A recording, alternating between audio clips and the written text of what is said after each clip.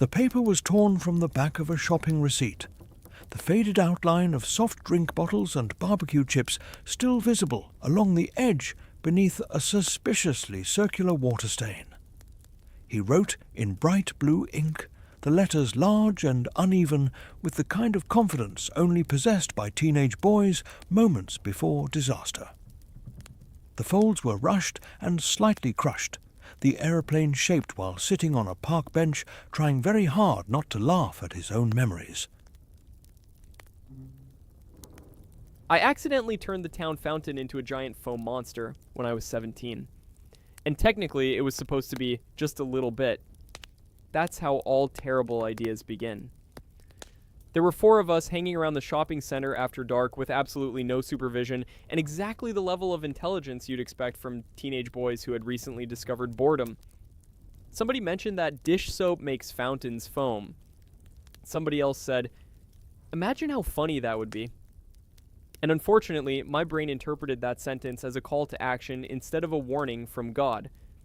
So we bought 3 bottles of dishwashing liquid from the supermarket and waited until the main street was quiet. At first, nothing happened. We poured the soap in and stood around awkwardly, feeling deeply scammed by science. Then the bubbles started, small at first. Then suddenly the entire fountain erupted like it had become possessed by laundry. Foam started spilling over the sides onto the footpath in enormous white clouds while we stood there screaming with the exact mixture of horror and delight usually reserved for accidental explosions. The truly catastrophic part was the wind. It carried the foam everywhere.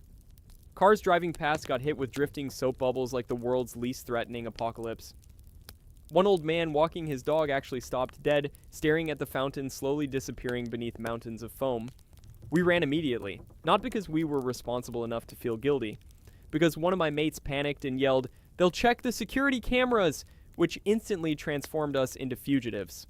The next morning, the local Facebook page described it as mindless vandalism. Meanwhile, I was at home eating cereal feeling like a criminal mastermind accidentally defeated by dish soap chemistry. He laughed quietly into his sleeve before launching the aeroplane out into the warm evening air beyond the park lights.